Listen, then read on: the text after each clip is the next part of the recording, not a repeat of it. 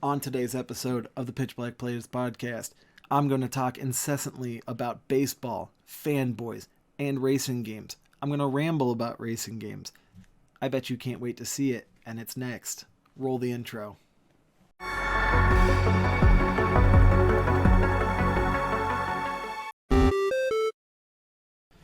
Hey, welcome to this episode of the podcast. This is episode 3. There's not going to be a guest this time, but that's okay. Just focusing on you and where have I been? I haven't uploaded a video in well over a month, probably a month and a half, and I got really, really sick. I had pneumonia, and it was pretty bad. I was coughing uncontrollably, like stuck in bed when I wasn't at work, and I missed a few days of work because of it. I didn't go to a doctor, and I'm not a doctor, but I know it was pneumonia. There were a lot of cough drops and medicine taken during this. So that's where I've been. At one point, I mentioned in a video that I was getting a real, in my voice. So it was, impossible to record. And then I just lost all momentum. And it seems like now I'm going to be able to gain the momentum back. So that's really good. On today's episode of the podcast, we're going to be talking about MLB The Show. Because there's going to be I'm doing huge things with MLB The Show this year. And that game comes out on March 13th. As of the recording right now, it's a week and a half away. Yes, today. Yeah, 10 days. 10 days from now, so a week and a half. And then we're going to talk about next-gen stuff. So the next-gen systems coming out. So that should be pretty cool. I'm a pretty big baseball fan, obviously. I'm wearing my Indians gear. I got other teams' hats and whatnot. You can see the Indians championship banners and stuff. And I got the last 3 years of MLB The Show sitting here. Pretty big baseball fan. Always been a big baseball fan. Especially the Cleveland Indians. And they've been really getting on my nerves recently. But that's neither here nor there. So MLB The Show this year. We're doing something real big. I'm going to be, along with the season, I'm going to be streaming games playing as the Indians, but with created players. So as if I rebuilt the Cleveland Indians. I think it's going to be cool. It's going to be a lot of fun. It is right now, I have the roster almost completely done. And they're going to have their own walk-up music. It's going to be awesome. Everybody picked a number in their own walk-up music and whatnot. It's going to be a lot of fun. But in between, well, I guess I should say this too. It's going to be every game. So 162 games. It's going to be a huge grind, but hopefully it's going to be worth it because I don't think anybody's ever tried that before. It's really going to be grindy, and there's going to be a lot of bags under my eyes and whatnot. And it's not just going to be streaming. So I'm going to be streaming it on my Mixer channel. That's mixer.com/pitchblackplayers. I'm sure I'll put that at the bottom of the screen. So I'm going to stream them there, and then I'm going to record the streams and make highlight videos every night that are going to come out the next morning. I'm going to schedule them to come out the next morning. So that should be really cool in case anybody can't make it out to the stream, which I totally understand. We all get busy. So that's going to be a lot of fun. Yeah, that's going to be a lot of fun. That's going to be really cool. But the other thing that we're going to do is right now, tentatively, of course, but it's probably going to happen. There's the new leagues on MLB The Show 20 where you can get your buddies together and it's like a round robin and then playoffs as a bus drives by. I have the window open. It's too hot in here, so the window is open. So in MLB The Show 20, you can get leagues together and have a round robin and then the top, so however so many teams make the playoff. So what's probably going to happen is there's going to be 4 of us. There's going to be me, my cousin Alex, our friend Billy, and Alex's friend from work, Josh. The 4 of us are going to be in a league. And it's going to be multiple seasons, of course. And then I think it's going to be 4 of us, round robin, probably 21 games, I believe it is. And then the top 2 teams go to the World Series. And we'll settle it all in the World Series. But you pick, there's 2 options. You can pick MLB teams, or you can pick your Diamond Dynasty team to play. And what we're going to do is the Diamond Dynasty teams. It's going to be a lot of fun. So everyone has their own created team with their own created jerseys. It's going to be awesome. So we're doing that too, along with me streaming the 162 game season of the Cleveland Indians with creative players. So it'll be a lot of fun. It's going to be so freaking awesome. And I'm going to put Alex's YouTube channel at the bottom of the screen here. I'm sure he's going to be uploading a lot of our league games, and it's going to be so ridiculously stupid fun. We're probably going to get mad at each other at some point, but it's going to be fun. But that's my like plug for baseball. So if you don't like baseball, that part of the podcast is over. I'm going to be doing a lot of baseball stuff, but I still want to do other games, Let's Plays, in between all the baseball junk. So if you don't like baseball, don't worry. But I want to talk about next gen, because there's a lot of good information, a lot of misinformation coming out about these new systems. And as of right now, they're talking backwards compatibility with the last gen on each system. They're like, yeah, full backwards compatibility on both of them, which is great. But what they're not talking about is the older games backwards compatibility, which is important for me because I do play a lot of older games. So like, is it just going to be PS5 is backwards compatible with PS4 and that's it? But we said it was backwards compatible, so it's backwards compatible. Like, is it just that, or is it going to be compatible with older versions of PlayStation games? That's a really big thing for me. And then I know the Xbox One is backwards compatible with some Xbox games and some Xbox 360 games. And I know that the new Xbox is going to play Xbox One games, all of them. But are they going to make it so that I can play all 360 games and all original Xbox games, or is it still just the curated list of games that I can play? That's a huge question to answer. And it's not going to determine which game system I get, because I'm going to get the Xbox right away, probably, and then down the road I'll get the PS4. Mostly because, what I need to see is MLB The Show 21, because it's supposed to be going cross-platform. Is MLB The Show 21 going to be on Xbox next year, or even PC? If it's on PC, I'll probably buy it on PC, because that's the other driving force behind this next gen. Is I have a really beefy gaming PC, and it is more powerful than the new systems are going to be. So that plays a huge part, because right now, I mean, PS4, the only reason I even have the thing is to play MLB The Show. That's the only reason I have a PS4, frankly. Because I was looking the other day, and even on PS3, the only games I played on my PS3, because I was looking at the trophy list, the only games I even had for PS3 were MLB The Show. So that was, I got the PS3 late. So it was MLB The Show 09, 10, 11, 12, 13. So those are all on my trophy list. The only other games I even had were like Haze, which sucked. And I only got it because it was the makers of Time Splitters, which is a series I absolutely adore. And then I had Little Big Planet. Little Big Planet's a lot of fun. And then the other games I had were Gran Turismo 5, which was a really good game, and the Twisted Metal 2012, the reboot of Twisted Metal, which was a very mediocre game. But I had to have that. I don't regret that one bit. But those are the only games I had for PS3. And then on PS4, I was looking, and the only games I have on PS4 are MLB The Show 14, 15, 16, 17, 18, 19. And then, like, the Crash Insane trilogy, which I ended up playing more on Xbox than I did on PS4. And now I have it on PC, and I'm probably not going to play it. And then I have Gran Turismo Sport, which is not as good as Forza in my opinion. So, and then like I bought Death Stranding. I have Diablo 3, which I already played on Xbox. I have Final Fantasy X that I didn't get very far in. I bought God of War Remaster. I haven't played it. I have all the Kingdom Hearts games here, and I haven't even played them. I played The Last of Us Remastered. That was good. I own No Man's Sky, but I didn't really play it.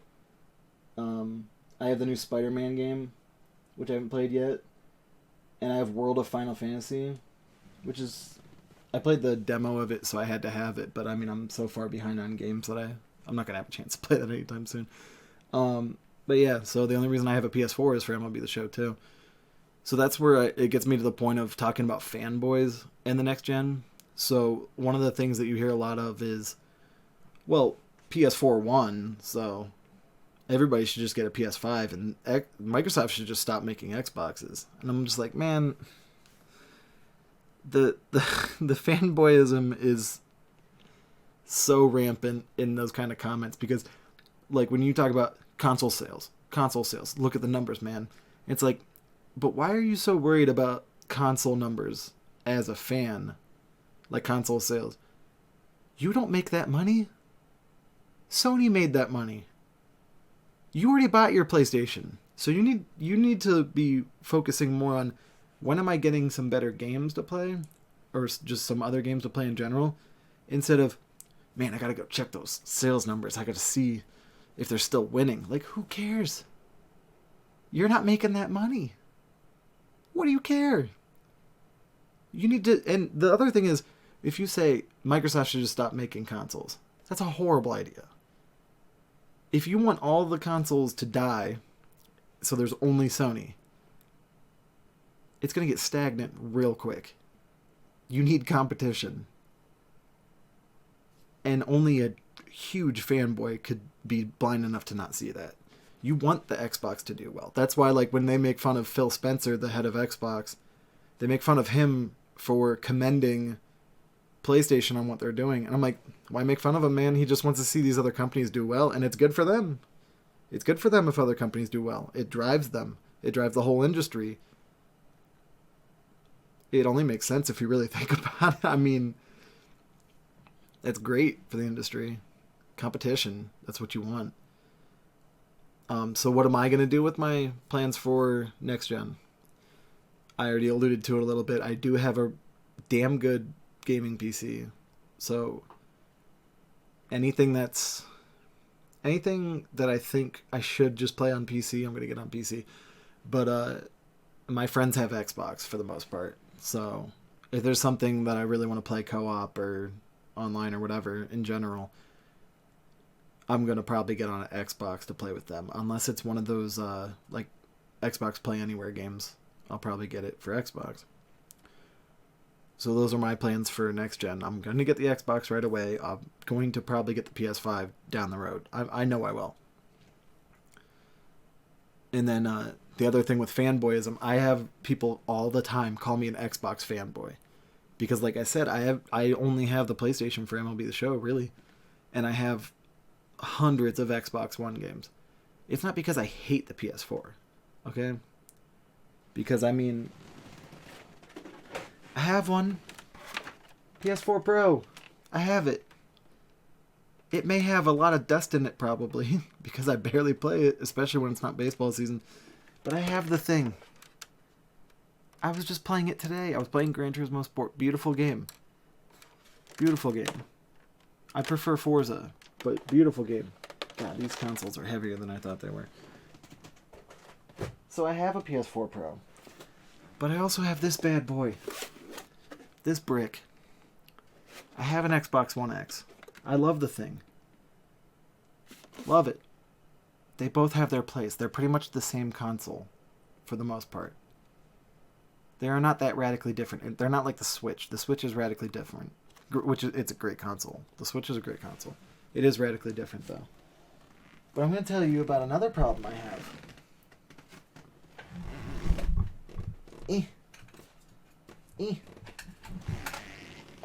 So there's a 1 terabyte hard drive in this bad boy. It takes forever, even with the good connection that I have, to download games. So I have a 500 gig SSD to hold the games that I'm currently playing a lot and to improve the loading speed. 500 gig SSD. Okay, so that's a terabyte and a half. Sounds like enough, right? But when you have like 500 games, that's a 4 terabyte external. Slow load speeds, but if I download and keep my games on the external and then just throw them on the SSD when I'm playing them a lot, that's how that works. But man, these games take up a lot of space. I shouldn't have to plug in 2 hard drives and have 3 hard drives in my console just to get by. That's the one big, like, I really miss the days when, man, I can throw one of these PS1 games in. I can throw one of these original Xbox games in. Or even a 360 game. I can throw in one of these PS2 games. And just play the thing. No day one update. Just play the game. That's one thing I really miss. I mean, I know that there's a necessity for this thing because big files and you can't just read off of a Blu-ray and expect it to be quick enough. You got to push all this data so fast these days, and the textures and whatnot have to be so huge to put a beautiful 4K game on the screen that this thing's a necessity. But man, does it suck. Man, it sucks. So I mean, I have both the systems. Love them both. Absolutely adore them.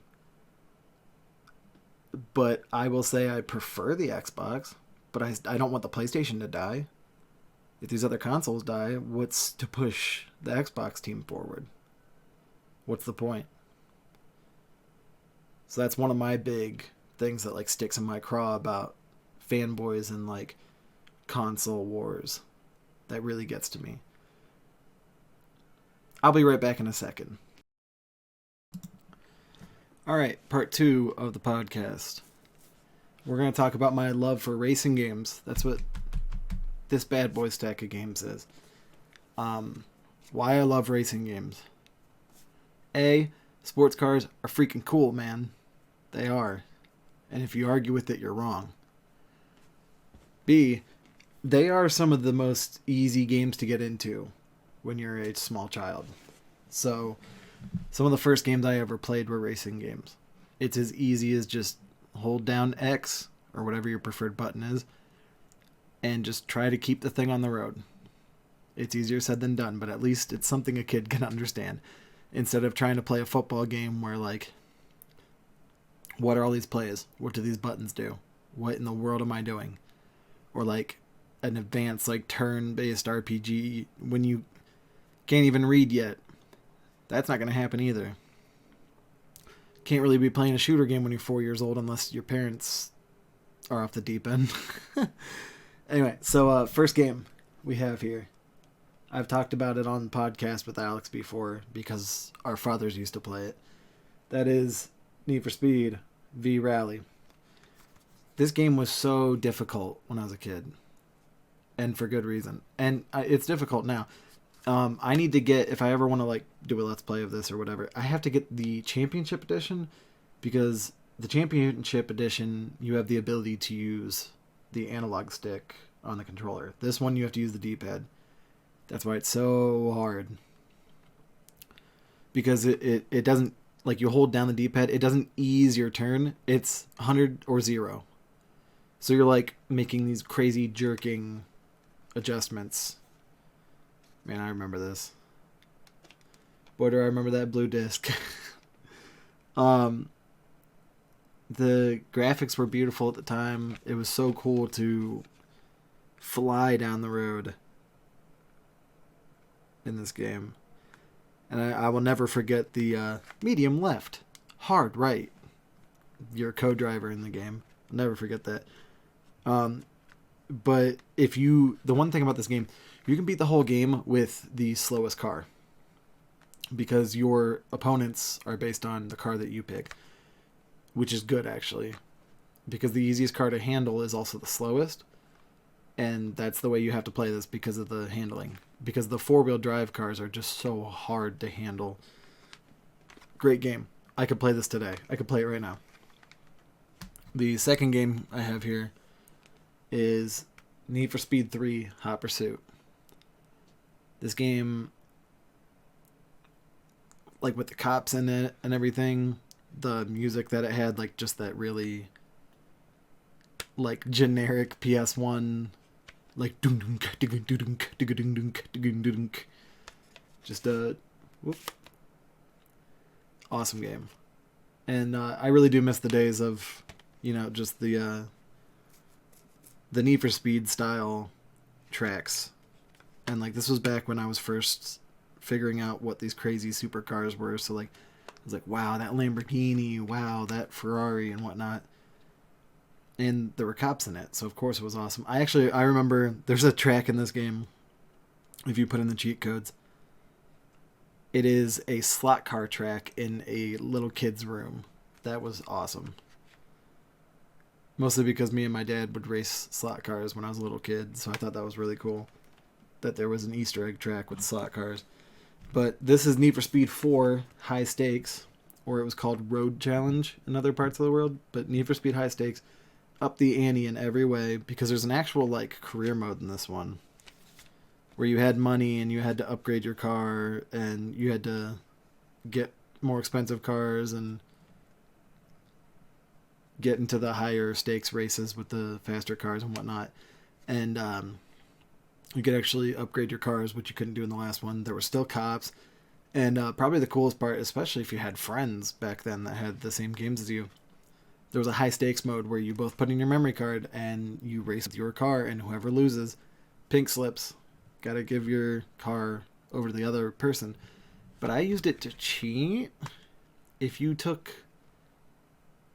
duplicate cars. So if you took your memory card, because it would only read one memory card at a time. If you took your memory card, put it in slot 1, and allowed it to load your car. Put it in slot 2, allowed it to load the car again. And then you just win the race with your... Well, just win the race. And then whoever's going to lose the car... Or sorry, it would give the car to the winner first. So you'd put the memory card into whoever won the slot, and it would save that car again to their account. And then when it went to look for the second card, you just never put the thing in. So you don't lose the car. And then you just sell the duplicates. And I really didn't... That's the kind of thing that I view as a time save and not as cheating. Really. It is cheating, but it's a time save. Just so I don't have to race the same races over and over again. If I've already beaten the race, there's really no point in going on. But this had great music. So awesome. Me and my friend Tom literally would like hum the music to this game when we were in Xbox 360 parties. Awesome game. And then this isn't the version that I played when I was a kid, because I had the PS1 version, but this is my Dreamcast version. Test Drive Le Mans. This game was so freaking hard. And this is one of those ones where like it's made for multiple systems. So it's made for the PS1, the PS2, and the Dreamcast.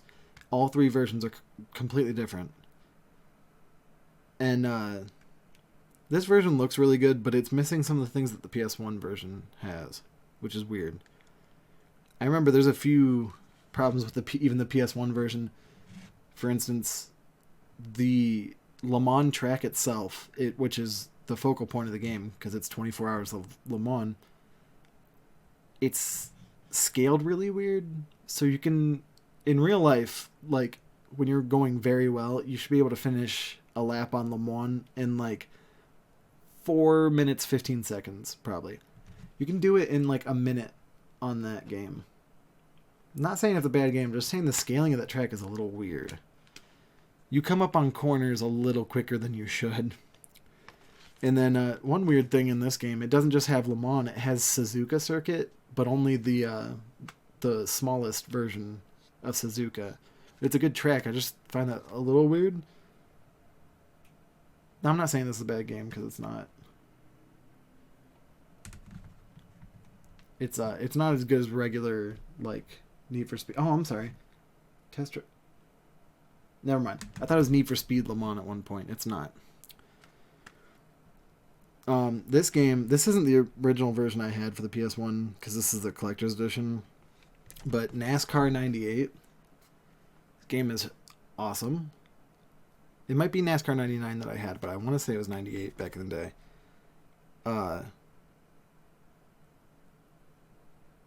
Actually, I can guarantee you it was NASCAR 99 because it's showing that this has the number 4 Kodak car, which was my favorite back in the day. And I would drive the number 26 car because it was number 26 and that's my favorite number, and it's yellow. It was the Cheerios car. Anyway, more importantly, I remember I got this game and I was playing it a lot right when Tony Hawk 4 came out, because I didn't have a PS2 yet. So Tony Hawk 4 came out and I got it on PS1. And I was still playing this game, and for some reason I really remember I was going through a championship season, playing all the races. And I remember it was snowing a lot then. We had a few snow days. I was in high school at the time. Well, sorry, I wasn't in high school. I was in like 6th grade. Anyway, it was snowing a lot, and I remember I was playing a lot of that game, and just, that game's awesome. I remember I don't remember the commentator's name. I want to say it's Jerry Punch. I don't watch enough NASCAR to know. I like NASCAR, but I don't watch enough of it to know. But I remember his commentary, and like after nothing would happen for a while, he'd just start saying stuff, and he'd be like, "The Goodyear Eagle Radial Racing Tire," blah blah blah blah blah. For some reason, I remember that. And then right around that time, I was playing a lot of Gran Turismo 2. I didn't have Gran Turismo 1. I played the demo or something or other at my grandma's house when they had my uncle's PS1 there. No, it was the full game. But I don't know if it was 1 or 2. I want to say it was 1. More importantly, played a lot of Gran Turismo 2, and I remember my mom got a steering wheel for the PS1 at a garage sale, but they didn't have the pedals for it. I didn't care. I was a little kid. So I was using like the buttons on the steering wheel to accelerate and stop and whatnot. It feels weird, but you can do it if you're a poor kid. This game's awesome. The only thing that was really difficult for me as a kid was the dirt racing in rally cars. Other than that, it was wild how many cars and tracks they added and what they were able to fit on a PS1 game. Beautiful game. So impressive. Very impressive for a PS1 game. And then, so I didn't get Gran Turismo 3 or any of that. Well, actually, what I should say is I didn't have a PS2. I played this game at my dad's house. He bought it for me for Christmas. Need for Speed Hot Pursuit 2. And along the lines of games that are different on different consoles, there's a PS2 version, and there's an Xbox version, a GameCube version, and a PC version. And the only reason I knew this was because I had this game, but I also had it for PC and played it at my grandparents' house because they had a pretty decent computer back then, and we didn't. So I had to play it at their house. The PS2 version is made by one developer. It doesn't say here. But the PS2 version is made by one developer, one dev team, and the other 3 versions are made by a different developer. So the PS2 version, in my opinion, is superior to the other ones. It just feels different. That's the only way I can describe it. It feels different. And it has a different HUD layout, and like the tracks and the cars are the same. It feels completely different. For some reason, the cars actually feel scaled to the road correctly in this game. They feel too big for the road in the other ones, in a very weird way. It's pretty bad when the PC version, I think, sucks. It's pretty bad. But, and there's a point system in this game that you unlock cars with. And there's like a tournament system that like you have to beat this tournament to unlock this car in the rest of the game. And there's like you have to deliver this car from the starting line to the finish line in a certain amount of time to get through. And then there's like a tournament here between racers. And there's like a lap knockout here where the driver in last place gets knocked out every lap.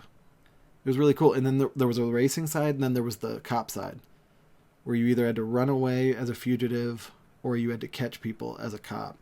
It was awesome. Awesome. I could play that today. I could play any of these games today. And then the big one, Need for Speed Underground 2. I love Fast and Furious and Too Fast and Too Furious and all those Fast and Furious movies. But like when this came out and Too Fast, Too Furious, the tuning car thing was huge. And some of the cars people made in these games were way too over the top, as were just in general some of the things you could do to the cars. But like the music, the cars, some of the things you could do to them, the whole at night, that music that was playing, all those cars that I liked, all thrown together, crammed together, and it also happened to be a really good playing game. I could play this today for sure. Moving on, I have already spoken on podcast with Alex about our night where we played Gran Turismo all night at my grandparents' house and got yelled at for being up late at night, and we erased my uncle's save on this game.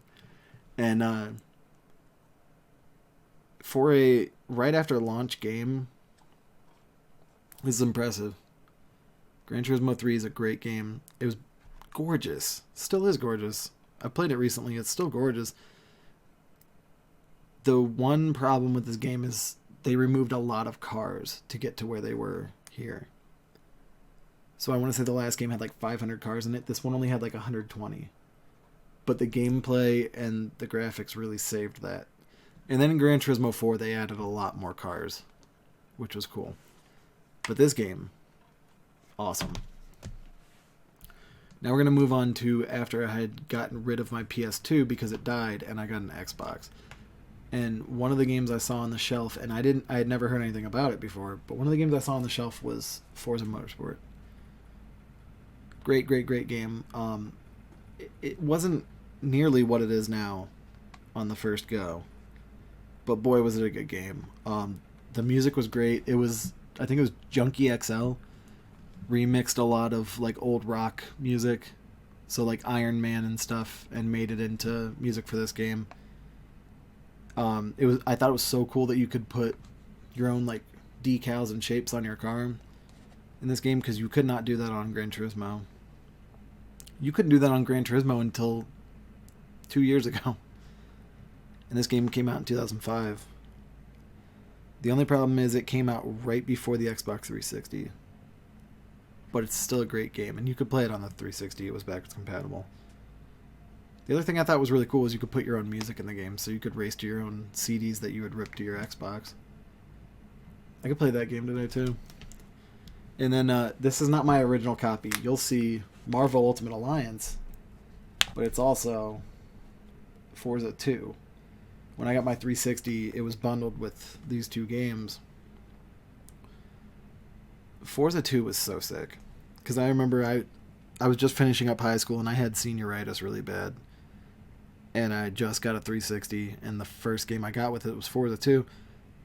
And like I didn't have a HD TV or anything, so I took my 360 over to my grandparents' house, and they just got a brand new plasma screen. And this was when HD TVs were first out, and I was like, whoa. I took Forza 2 over there and put it on the TV, and I was like, excuse me? Like, it was in 1080i and everything, because HDMI wasn't really a thing then. It was in 1080i, and I put it up on their TV. Man, was that a sight to see, because I was playing it on a crappy, tube TV, which was fine with me. But I put it up on their TV, and I was like, oh my god.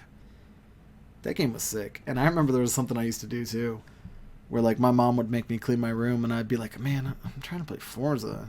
It's Sunday. Don't make me do something on a Sunday. But I'd be like, well, I gotta clean my room, I guess. And there's a thing you could do in this game where you could hire an AI driver to race for you. And I'd be like, fine, if I'm going to have to clean my room, I'm going to make some money on the game. And I'd hire an AI driver to do one of the endurance races while I clean my room so I could make some money in the game. We're skipping Forza 3 because that game did not live up to the hype with me. You know what? Actually, I'm going to talk about it. It's up on the shelf there. I'm not getting it down, but it is noteworthy because I remember I loved Forza 2 so much that I was really following the development of Forza 3. It was the first time I really followed development for a game from beginning to end. And I remember I was in college. This was right before Forza 3 came out. I was in college, and I would just sit on the computer and like browse the news about development when nothing was really going on in class.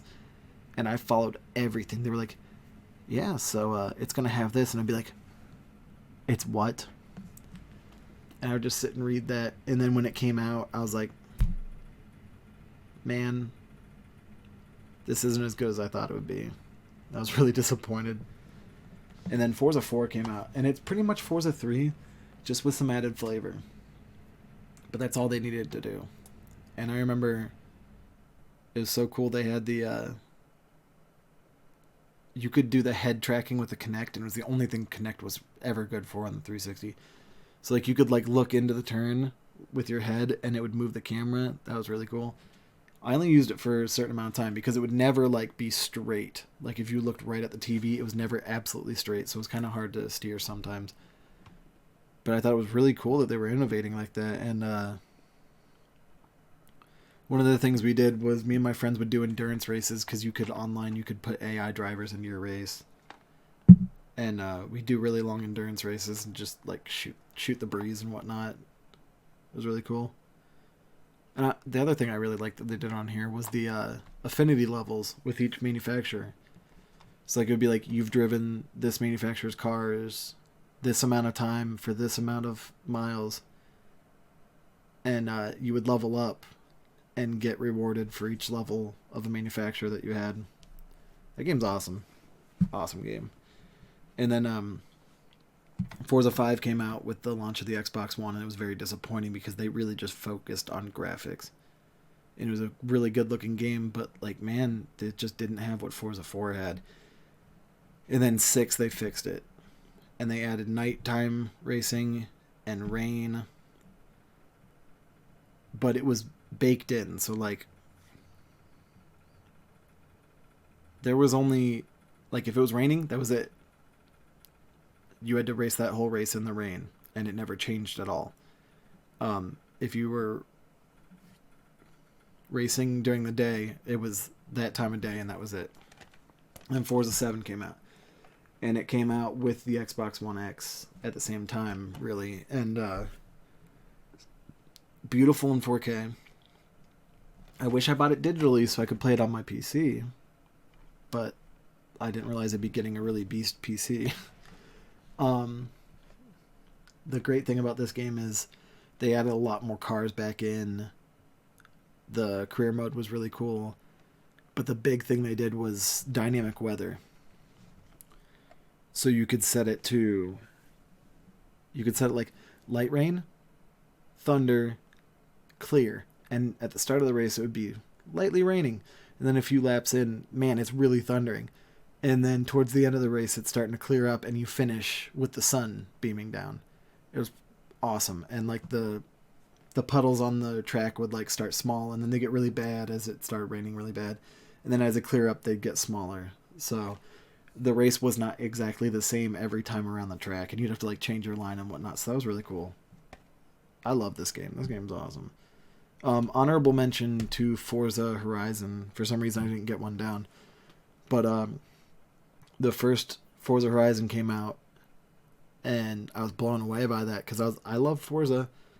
And then to be able to have an arcade experience with an open world with like sort of a story to it was unheard of to me. And Forza Horizon 4 is out right now, and the fact that you can change seasons is really cool. The Lego DLC is really awesome. I thought that was cool. Just, that game's gorgeous, man. Especially because I played on PC with Game Pass. And being able to play 4K 60 frames, those graphics are so sick. And it's just a lot of fun. It's a lot of fun. And then what I've been playing the last few days, Gran Turismo Sport. I have a few upvotes for it and a few downvotes for it. The problem I have with the game, it does not handle the way that Forza does. And a lot of people would say, that's because it's an actual simulator. Which, neither of the games are actual simulators. Neither of the games are actual arcade. They are somewhere in the middle.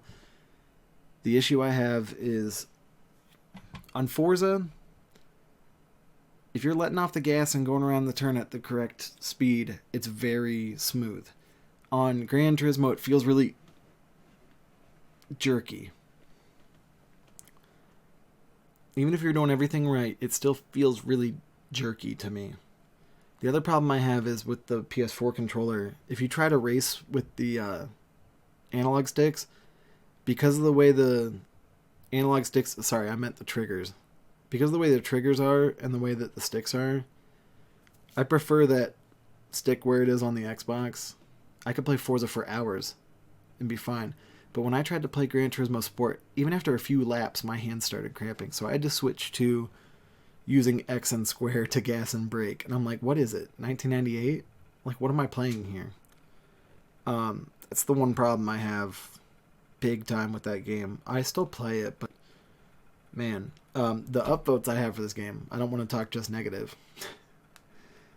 The photo mode is really cool. So they go around the world and they take really cool like landscape photos, and you can put your in-game car into it, and it looks awesome.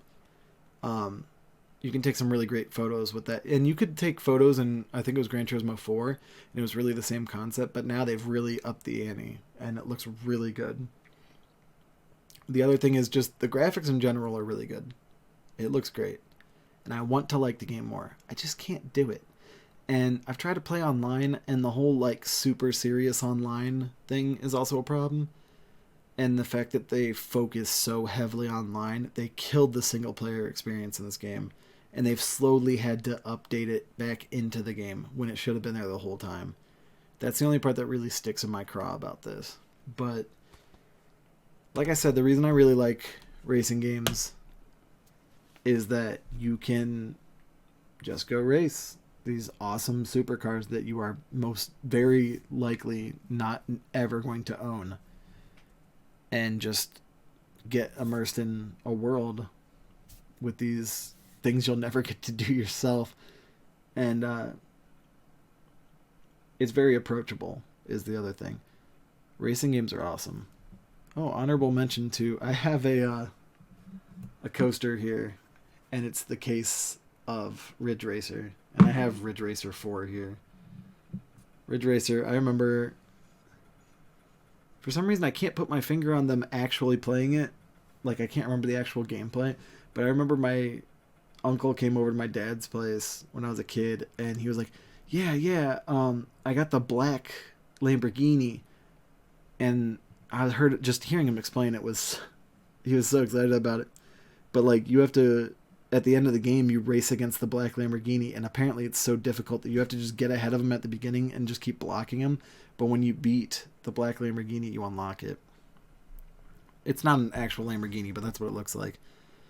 But what's really cool is on Ridge Racer 4, there is a disc that it's a tech demo. Yeah. It's a turbo mode of the first Ridge Racer. And it's only the one track, but it's a 60 frame per second higher resolution version. It was just them trying to test what the PS1 could do with a few more years of experience. So that's really cool. I was trying to see if it says anything about it. Actually, it doesn't say anything about it. The fact that there's that turbo mode. Here, I'll cut to the part where I find it in the manual. Okay, so it doesn't say anything in the manual about the turbo mode, which I find a little weird. That they would add a second disc and not tell you what it is. But what I find really crazy is you could use... It's called the Pocket Station. And I saw a thing once saying that the only game that you could use the Pocket Station's like a Tamagotchi type thing that you could plug in. You could like take your game, not your game save, but like a part of the code from the game into the Pocket Station and do things while you're out and about in the world that would affect the game later when you come back and put it back in. And I saw somewhere someone said that the only game you can use with the Pocket Station in America is Final Fantasy VIII. That's apparently not true. Huh. It's interesting. I don't know what you can actually do with this. It just says send and receive data. But anyway, Ridge Racer is a cool game. I never got to play the newer remakes that they made. Or not remakes, but like reboots of Ridge Racer. But those are my thoughts on racing games. I want to do some more of these like one-on-one sit-down podcasts. But I'd also like to do more podcasts with guests in the future. Give me any ideas on what you guys think I should talk about in a podcast. I'm surely going to have my own ideas, but I will catch you next time on the next version of the Pitch Black Plays podcast. See you later.